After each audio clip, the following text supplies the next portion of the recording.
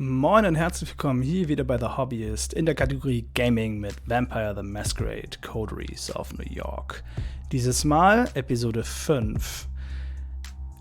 Ich lasse das jetzt erstmal dabei. Der Titel mag es schon ein wenig verraten haben, aber ich spoilere an dieser Stelle nicht. Schaut es euch an. Okay, übernachten wir.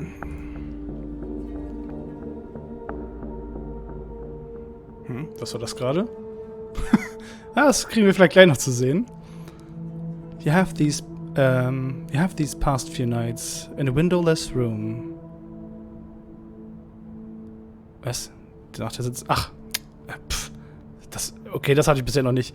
Once more, darkness falls upon the city. You wake up. Same as you have these past few nights. In a windowless room. As you pry open the reinforced steel door, you look out the window to see invariably, a sky bereft of sunlight. And then it hits you. The hunger. Ich habe die ganze Zeit noch nichts essen können, weil als Ventrue man diese blöde Nahrungsrestriktion hat.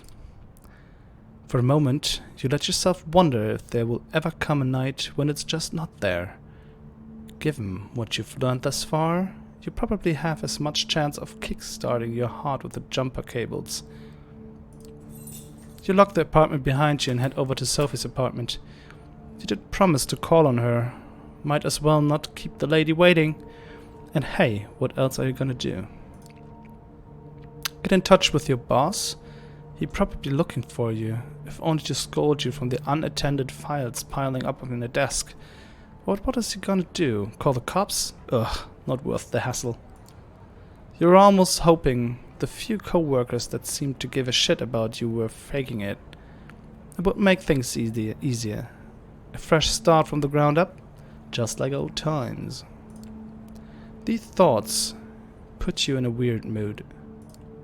It's a strange sensation to walk the crowded streets, same as you have so many times before, but feeling so disconnected. All these people, you're not one of them, not anymore. You're a vampire, kindred, and you need to carve your own path in this strange new existence, one way or another. Appropriately enough, you arrive at Sophie's building just as that thought crosses your mind. A quick word with the security guard and you're let into the elevator. Apparently, Miss Langley is suspecting you. Of course she is. You knock and wait, patiently, as the footsteps on the other side grow closer.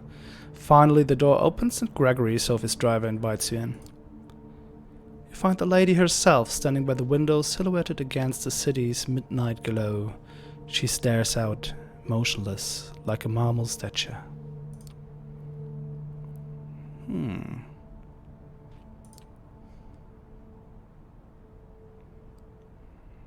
Good evening, Sophie.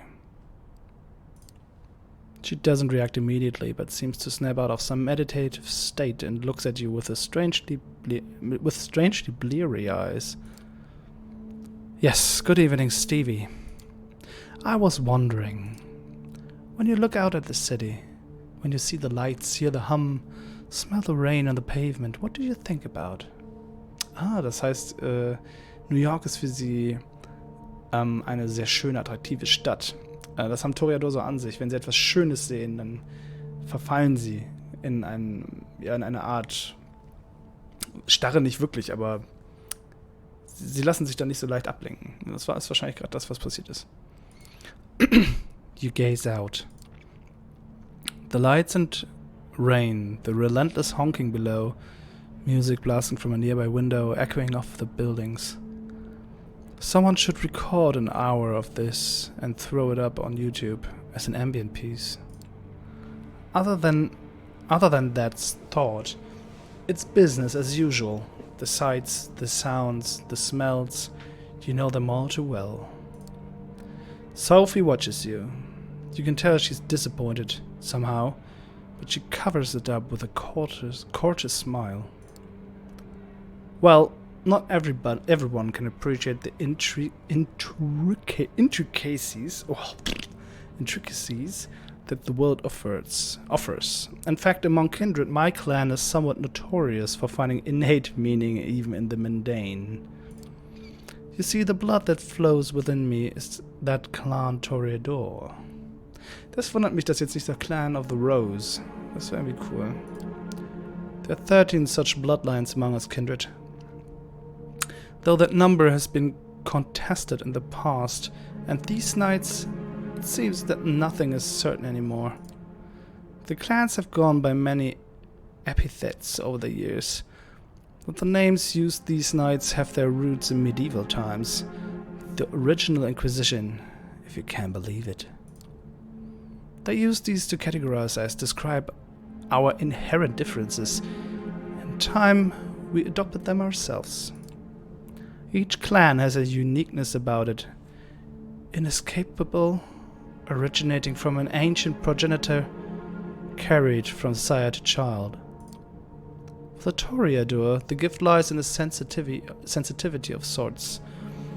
We are uniquely attuned to beauty and ugliness both.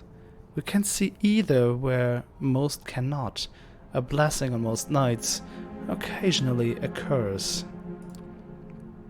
The sheriff is of my clan as well. Oh, das hätte ich nicht gedacht. Although you'd be hard-pressed to see him as such.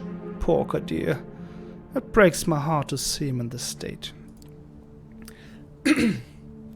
Still, there's a beauty to it as well. Nothing like a good fall from grace.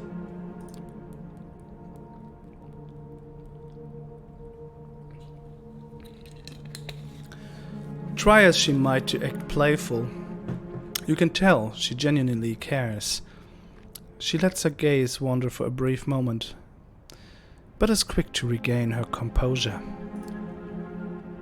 Then there are the Vanchu, known for the pride and proclivity to rule over others. The prince represents that clan. Oh, witzig. As is quite common in our society around the globe. Ah, stimmt. Where the blue bonds think themselves rulers, the Bruja like to see themselves as preeminent revolutionaries. They call for universal rebellion while being slaves to their own temper. We don't discuss the rebel much anymore, not after they have largely broken off with the Camarilla. To think they were philosophers once, long ago. I hope to tell you more about some of the other bloodlines tonight. How can I tell a kindred's clan? Clans stick together, right? Say I met a vampire for the first time. How can I tell what their clan is? Usually, you cannot. With a few exceptions, perhaps. For some clans, the uniqueness I mentioned bleeds into their appearance or disposition. But even that can be misleading. Outside of a few very specific cases, knowing one's clan is less important than understanding who they are, personally. What drives them? Their wants and needs, weaknesses too. Speaking of which, we come to the reason I wanted to speak to you tonight. Sehr gut. It is customary in our society, especially among younger kindred, to organize into coteries. Sometimes these are called by the prince themselves, or mandated by a flattering sire. In our case, you may treat it as more of a strong recommendation. I want you to seek out companions. Not only because you need to learn more about our society, but also because it is useful. Das ist cool, sonst wird das immer nicht so krass erklärt, warum manche Vampire so alleine sind, manche nicht. Scheinbar ist diese Coterie-Geschichte, also die Klüngelgeschichte für jüngere Vampire, eine Art der Zusammenkunft. True friendships are rare among kindred, but having allies, even temporary ones, is something of necessity these nights. We might be selfish creatures, but we're drawn to each other nonetheless. Do you have your own coterie? Frag ich sie mal. So tell me, are you part of coterie? Any close allies? I do have those that I trust enough to work with, yes. Not a coterie exactly, though I have joined several of those over the years. Not in over a century, though. You, however, you would do well to meet some of the city's younger kindred and see if you can find a connection. It's an essential experience for one so young. Das ist nicht schlecht. Ich glaube, das ist auch das, was wir auf der Karte gesehen haben. Da waren ja gerade so ein paar Kreise eingezeichnet. Ich kann mir vorstellen, dass das dann die Leute sind, die wir besuchen können. She puts on a mysterious smile. I spent some of my precious time last night asking around, pondering potential kindred for you to meet. Came up with a short list of contacts. I hope you appreciate the gesture. Forging a partnership with them might offer perspectives and viewpoints that I cannot provide. Lenses through which view our kind. Lenses through which to view our kind. So, they are all members of the Camarilla, of course, more or less. You're choosing friends for me? Okay, who are they? Alright then, let's hear it. Who's on the list? Eager to learn about them, I see. Good, I'm glad. So let us start with the Tremere. Warum mit dem Tremere anfangen? They're a powerful clan disliked by many, but feared and respected by many more. They have been an important pillar of the Camarilla since the very beginning. They are blood sorcerers. Blood sorcerers? You flash back to one of those nights when your ex would stay up late playing video games. Not a pleasant connotation. Sophie snickers. Oh child, don't be caught with that look on your face when you meet a warlock in person. They really are adept at using vitae, their own as well as others, to unique and potent effects. Since they're quite rigid in their hierarchy, the kindred I had in mind for you might need some persuading. His name is Agathon. From what I hear, he's quite the scholar, very ambitious, the child of a noted Tremere here in New York, Aisling Sturbridge. Spend enough time with Agathon, I'm sure you'll run into her sooner or later. Intriguing. Scholar sounds boring. A chance to meet an important person then. Blood magic. Intriguing. Intriguing. This whole blood magic thing sounds intriguing. Oh yes, fascinating. It is also a well-kept secret of the Tremere. Don't expect them to share it right away. Some things have to be earned. Anyway, if you wish to contact the young Tremere, I hear you can usually find him in a New Age bookstore out on the Broadway. The Tremere have one of their workshops there. Gregory will give you the details. Now, this next recommendation comes with a bit of a caveat. As you recall me saying, most bloodlines have unique features that might not be obvious at first glance. Well, there's one clan whose members wear the curse on their sleeve. Nosferatu, baby. The Nosferatu. The way she said it, you're pretty sure it should mean something to you. Other than sounding foreign, it doesn't ring any bells. No wonder they make their havens in sewers, abandoned buildings and such. Their appearance is hideous and obviously unnatural. Had they walked the streets like other kindred, the kind would have learned of our existence long ago. Did she just shudder? It's hard to tell with her usual complexion, but you could swear her skin suddenly took on an even more sickly color. Ja. Ja, das ist halt Toreador, ne, gegen Nosferatu. The one I have in mind isn't as big as I saw as the worst of them, but he is no Adonis either. Still, he has some talents and connections that you might find useful. His name is D'Angelo, and he has an office, for lack of a better term, in the otherwise abandoned grain terminal in Red Hook, right next to one of those Swedish stores. The name escapes me. The ones with the awful furniture. What, IKEA? Achso, jetzt verstehe ich. Right next to one of those Swedish stores, the name escapes me. Ah, okay, jetzt habe ich es auch verstanden. What, IKEA? Yes, that's it. My mind struggles to retain things that that are aesthetically displeasing. Ja, die steht eher auf ja, Markenmöbel wahrscheinlich. D'Angelo does odd jobs for Kadir, digging up dirt, locating kindred who would prefer to remain hidden, the kind of work the Nosferatu are best at. He's on a case right now, something to do with Kine murders, I think. After your initial brush with our dear sheriff, I think it would be wise to show some goodwill towards his agenda.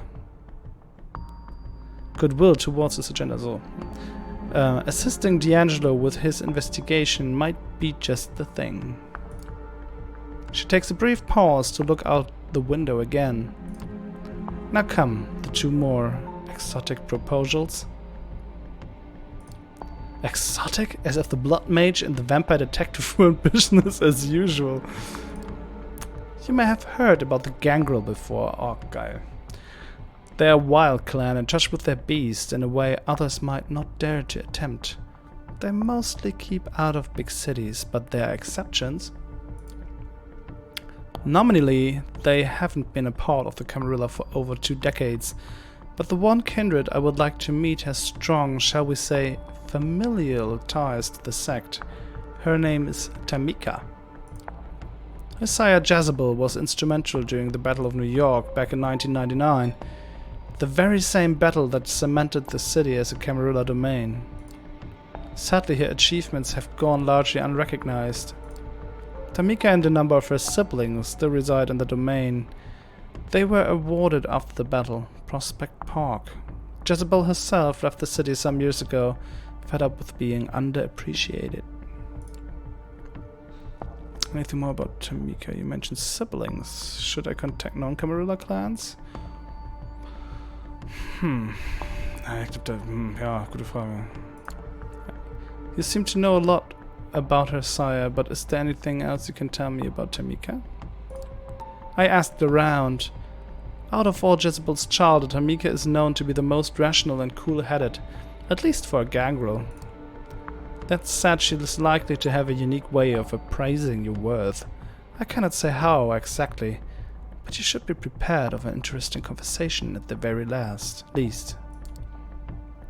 Then again, that could be said of almost every kindred in the city. There, that mysterious smile again. So you see, seeking out Tamika could provide quite educational, if nothing else. And who knows, perhaps you will find her temperament to be a welcome change of pace. But speaking of change of pace, I have one last suggestion for you, though it's one I don't make lightly. The kindred who calls herself Hope. She's a Malkavian. They are a uniquely cursed clan. For centuries we considered them mad, insane, unhinged, but those of us who spent enough time with them come to understand the truth. It is no sickness, but a unique perception of the world that has them appear to us as unstable, and that perception can prove to be very valuable. Having a Malkavian as your companion might be taxing on the nerves and a true test of patience at times, but their insight and intuition are unrivaled among kindred, as for Hope specifically. She is said to be a recluse, but I have it on good authority that she can currently be found at an internet cafe. I believe it is called in Lower Manhattan.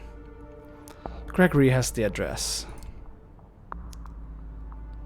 An internet cafe, quaint. Where did you learn about Hope? Where did you learn about her exactly? One of my colleagues told me about her. She considers her a uniquely talented and tapped into the current fads among kind.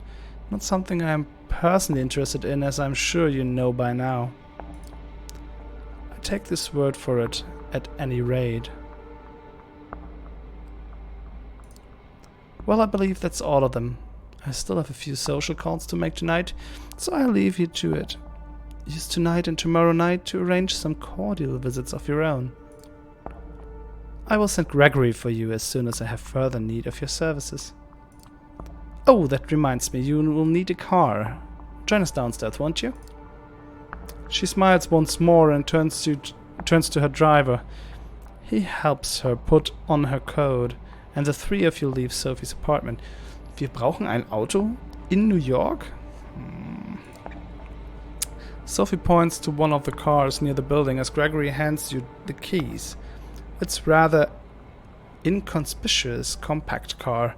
A decent looking, if not luxurious ride. Wow. Stay safe, Stevie. This is your first night alone. Don't let it be your last. As they drive away, you find yourself with more freedom than you've had for the past few nights. A blessing or a burden? Time will tell. With a list of addresses in hand, you consider your next move. Ja, nice. Oh. Gangrel wahrscheinlich, Tamika. Ach krass, da steht noch nicht mal, wer das ist. Oder muss ich draufklicken? Das ist wahrscheinlich die Magierin, dann ist das wahrscheinlich hier der Nosferatu witzigerweise und das sind die Gangrel. Als Bruja würde ich sofort zum Gangrel fahren. Als Venture würde ich wahrscheinlich erstmal die Tremere aufsuchen. Ah, hier steht's. Warum kann man das hier wegmachen? Ach, Hope, Malkavian, stimmt. Da fehlt ja noch eine, oder? You meet Hope, a reclusive member of the Malkavian clan. She's supposedly holding up an internet cafe in Lower Manhattan. Alter, was steht da? Das ist scheiße. Das hier irgendwie... Kann man das verschieben? Nee. In the dark... Gumshoe in the dark? A recent streak of violent killings has the Red Hook district of Brooklyn on edge. Sophie mentioned that Kadir al-Asma'i has a secret associate investigating the murders. A Nosferatu neonate by the name of D'Angelo. If you help him out, you might be persuaded to form a lasting partnership. Sophie made a gangrel neonate by the name of Tamika, who's made herself a haven in Prospect Park. The Ferrets aren't exactly a social bunch, even by kindred standards, but if you can keep her from clawing your eyes out just long enough, she might be persuaded to join you. Ich stehe auf Gangrel. Gangrel sind der Hammer, also einer meiner Lieblingsclans. Die Malkavianerin ist natürlich sehr talentiert.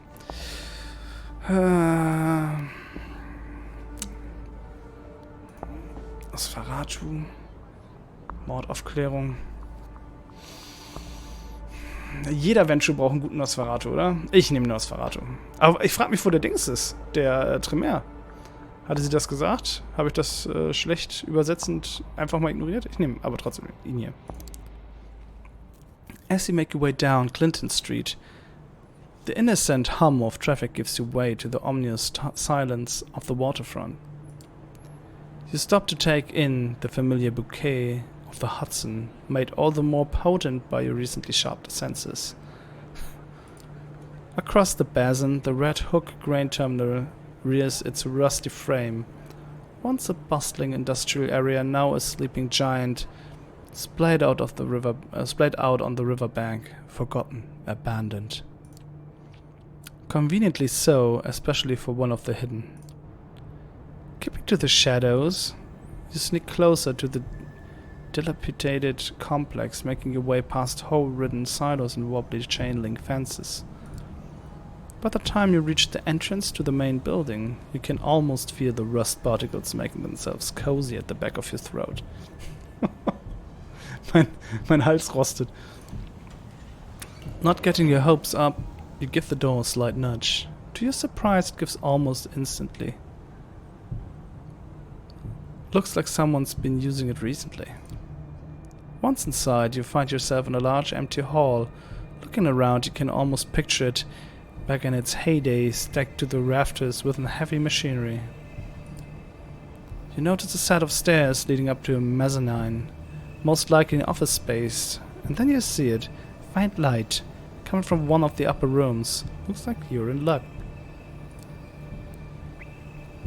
Quietly, with bated breath, you climb the steps and approach the dimly lit room. The door creaks open, revealing what looks like an old-times detective's office, completed with crooked window blinds, an overflowing ashtray and paper scattered across a wooden desk. Sehr geil, ich stehe auf solche Stereotypenbilder. Suddenly it hits you, that nagging feeling. This is all too convenient, too inviting. Before you can react, the trap is already sprung. A plume of cigar smoke wafts over your shoulder. The barrel of a gun rubs against your spine. A raspy voice whispers in your ear. Let me guess. Took a wrong turn in the third silo. Attempt to talk down the assailant. Rush the assailant. Presence. Make him stand down. Talk. You decide to play along. Raising your arms, slowly you weigh your next words carefully. You're pretty sure a bullet to the back wouldn't kill you, but it doesn't sound too pleasant either. So, this isn't Bloodsuckers Anonymous. Ach, das ist sehr geil. Da steht drauf. Ich merke gerade, ich übersteuere ab und zu, wenn ich zu laut bin. Machen wir es mal ein bisschen weniger. Hallo, hallo, hallo, hallo, hallo, hallo, hallo, hallo, hallo, hallo, hallo, hallo. Ja, machen wir es mal so. Das finde ich sehr geil. Ich glaube, ich würde damit gehen. Let's not do anything rash. How about we're talking like civilized kindred? Ah, Mann, ich würde gerne das erste nehmen, aber das ist so Ventrue. Ja. Ah, Mann, ich würde das gerne... Egal. Ich spiele es vielleicht nochmal durch mit einem anderen Clan. Deswegen nehme ich jetzt How about we talk like civilized kindred? How about you lower the guns so we can talk like civilized kindred? Oh, I'm plenty civilized, see? You can feel the barrel digging deeper into your back. Double action carbon steel framed. The finest handgun your hard-earned money can buy. Doesn't get much more civilized than that. What about shooting someone in the back? If you're gonna shoot me, you might as well give me the courtesy of looking me in the eye. For a few tense seconds the room grows quiet. So quiet. In fact, you could swear you can actually hear the smoke swirling in the air. Finally, the stranger speaks again. You know what? Fair enough. In the strange interplay of light and shadow, the stranger reappears behind his desk. Seeing him in his full, for lack of a better word, glory, we can't help but smirk. This is the dreaded Nosferatu? The way Sophie described them, you were expecting some grotesque monstrosity. But this guy? The clothes, the swagger, the hard-boiled detective routine, it all comes across as a bad joke. Still, when it comes to appearance, his lineage is undeniable.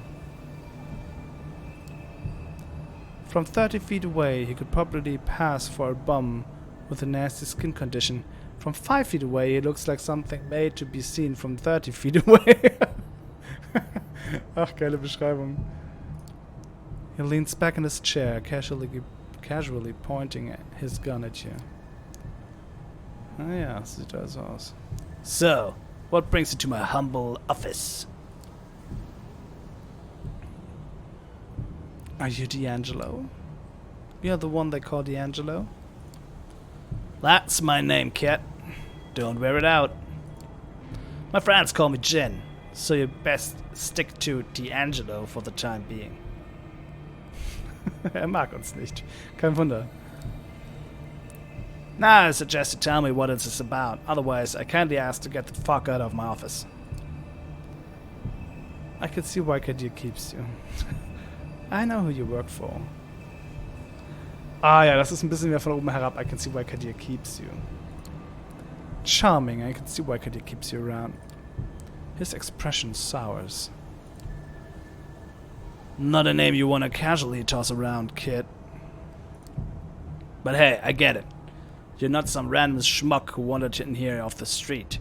So let's get down to the nitty-gritty. Who I work for is less important. What I'm looking for, however,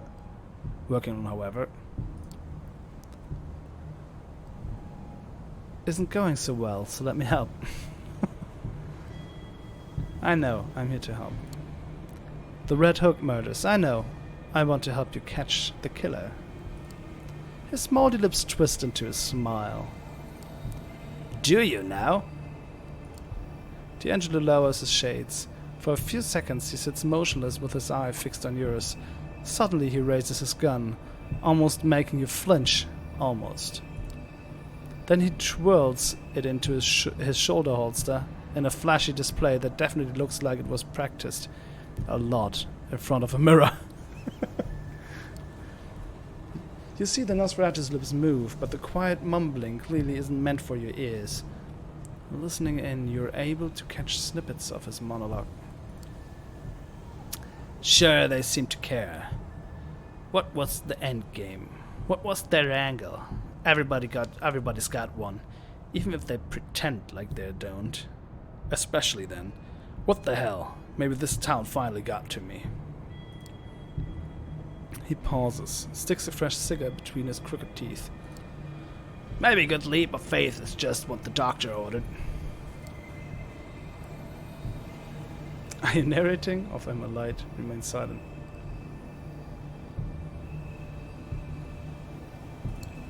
Are you narrating? For a second he looks at you like a kid caught with his hand in the cookie jar. Then wry smiles come back to his lip. He lights up. Tell you what, kid. I ain't sold yet, but I can see you got some potential. So here's how it's gonna be. I was just about to head back to the crime scene, take a look around, refresh my notes. You can tag along if you want to. I could use an assistant. Someone who takes notes and make wild assumptions for me to shoot down. Who knows? If you're good enough, any good, I might consider making this a long-term arrangement.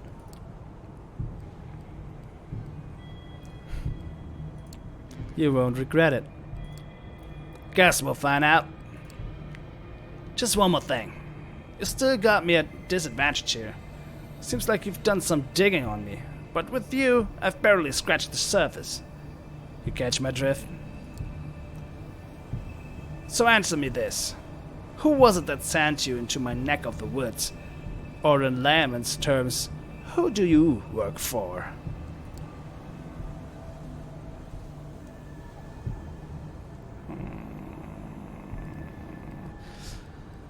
Da er das nicht weiß, könnte ich das mal vielleicht für mich behalten. Aber eigentlich als Nosferatu muss er das doch eigentlich wissen. Die müssen doch ihre Ohren überall haben, gerade im Elysium.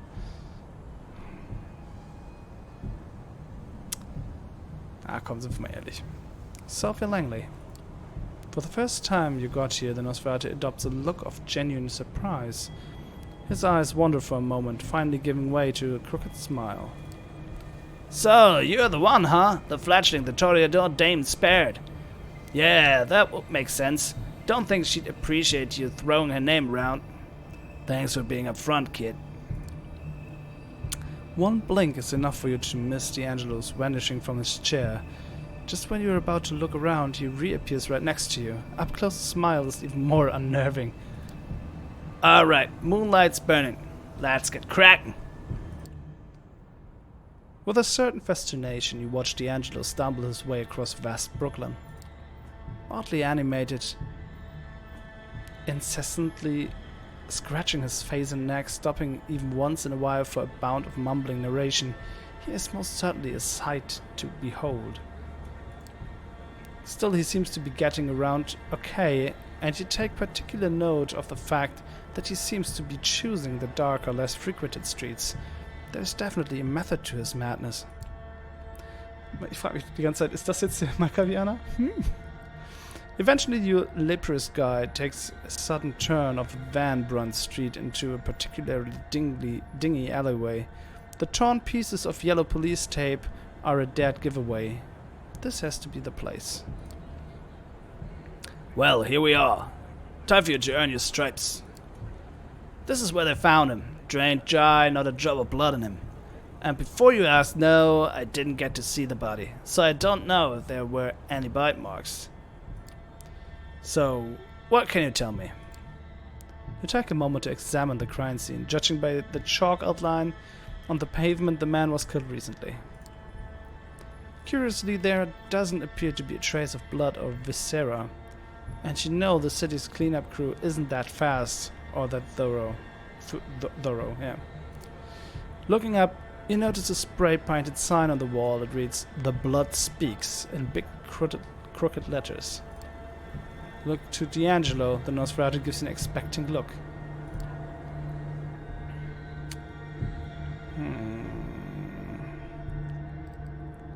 Graffiti looks like a clue. Vielleicht ein Clou, dass es sich hierbei um einen Vampir gehandelt hat. Das wissen wir schon. How come there's no blood? Das heißt, ja, das würde bedeuten, es wäre nicht an einer Ort und Stelle passiert, sondern die Leiche wäre abgelegt worden, eventuell. Fragen wir das mal. Did you say the victim was drained dry? Because I don't see a trace of blood anywhere. Good eye, kid. It's the details that count. And given that the murder was committed right here, and the victim didn't make a sound, we can therefore conclude that... Sedative, Kindred?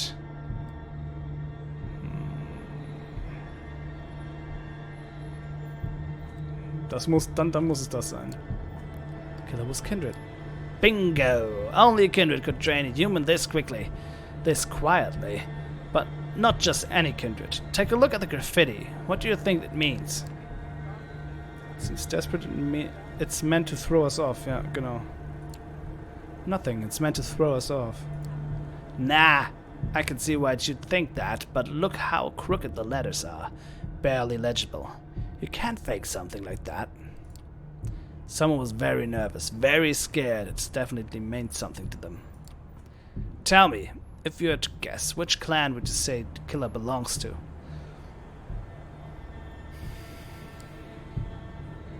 Thinbloods? Okay. Da ist das Spiel ein bisschen schwach, würde ich sagen, weil über Thinbloods kann sie nichts gehört haben. Bisher. Malkavians. Jameer werden aufgeräumter. Malkavians wahrscheinlich. Maybe it's a Malkavian serial killer. They're pretty nuts, right? Nah, kid. The Moonies can be a bit playful, but there's a method to their madness. At least a certain aftertaste. This right here, it's just a reek of desperation. I might be jumping to conclusions, but my money's on the Thinbloods. He pauses, spits out the mangled remains of a cigar. Shit, looks like there's gonna have to pay Larson a visit. Oh, Larson. Ah, ist das ein Thinblood? Da müsste der Prinz aber Thinbloods... Okay, schauen wir mal. Why him? Why him? Gee, kid, I don't know. 'Cause he's just a swell guy to talk to? Na, ich glaube, ist ein Thinblood. Or maybe 'cause he is the Thinblood Primogen? Wow, es gibt einen Thinblood Primogen in New York? Krass.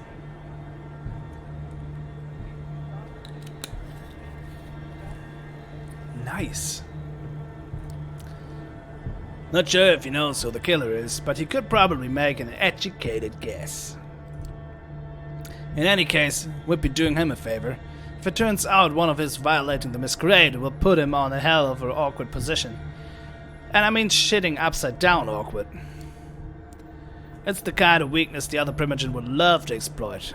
His position in the council is bad as it is. He pauses for a moment and mumbles to himself, but it's too quiet for you to make out. Finally, he lights up a fresh cigar. He takes a puff and lets the smoke escape through his crooked smile. Alright, kid. Let's get this over with. Compared to the industrial ugliness of Red Hook, Sterling Place is quiet of a change of scenery.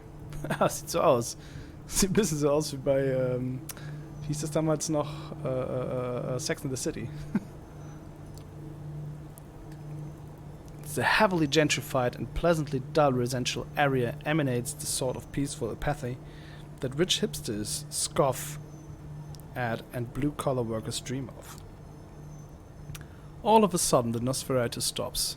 It almost seems like he was taking a deep breath, steeling himself for things to come. This is the place. With that, he points to a surprisingly nice-looking two-story house. The place is almost completely dark. Almost. He notices a dim light shining through the curtains of an upper-story window.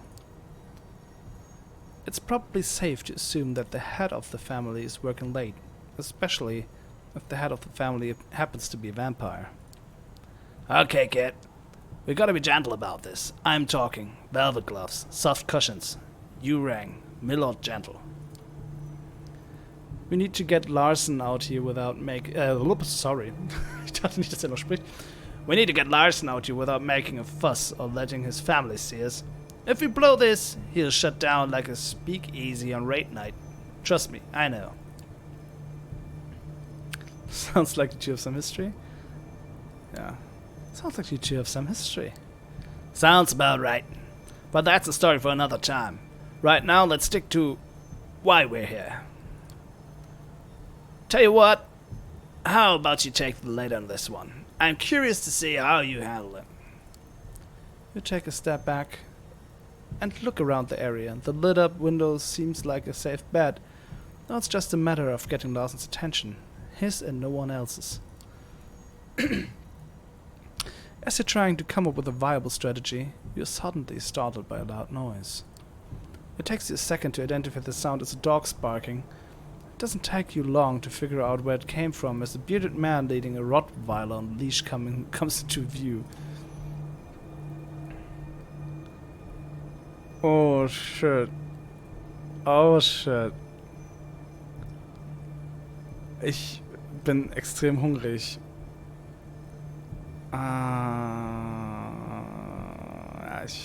Nee. Small rock into the window.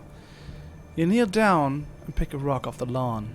One small enough to not break glass, but big enough to get someone's attention. Das ist eine gute Idee.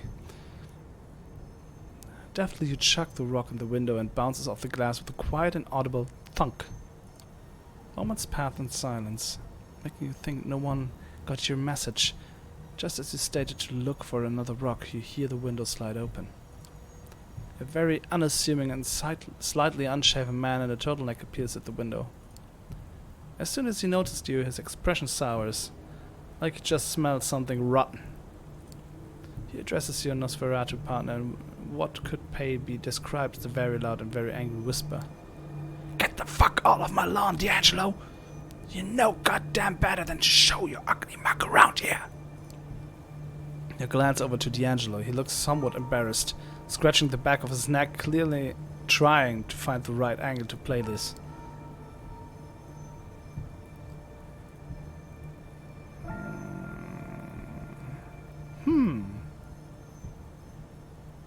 Ich bin ja ein bisschen bossy als Ventrue.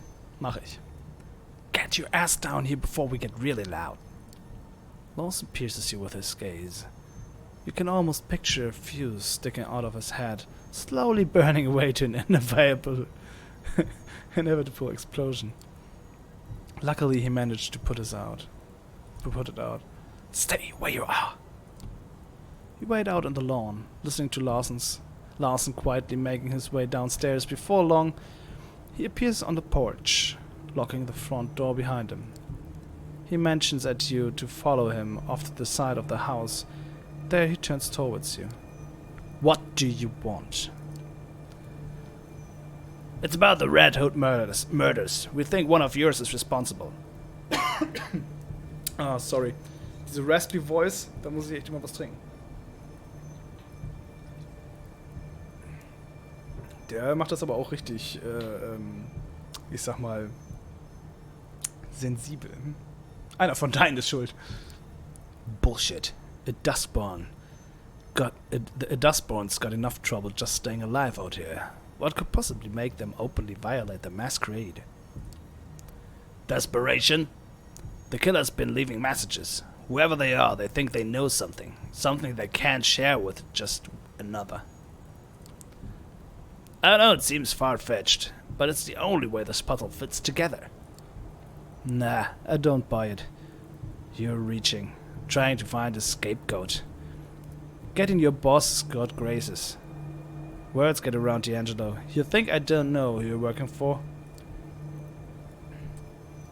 Then help us clear your name. Figures you could cover for one of your own. What if we stop asking politely? Das ist besser. Then help us clear your people's name. What have you got to lose? Everything. I've been a thorn in the council's side for a while now. This is just the excuse they need to get rid of me. What if it turns out one of yours did it, and you sat on your hands to protect him? You think the council won't jump on that? He looks off into the darkness, pondering his options. He let out a heavy sigh. Look, I'll ask around. Consult my sources. But turns out one of my own is responsible. They will face justice. In the meantime, keep your deductions to yourself. I have enough trouble as it is. Deal. Good. Now if you'll excuse me, I have to get back to my family. Diese Uhrzeit? And with that, Larson retreats to his elusive safety of his home. You decide it's best to move along. You walk a couple blocks in utter silence. Even D'Angelo's mumbling seems to have taken a backseat. Oddly enough, you will find his newfound reticence somewhat unnerving. Finally, the Nosferatu stops and turns towards you. Hell of a night. I don't know about you, kid, but I sure could use a drink. Something warm. In a tall, sweetie glass. But first, let me tally your score. Let's see now.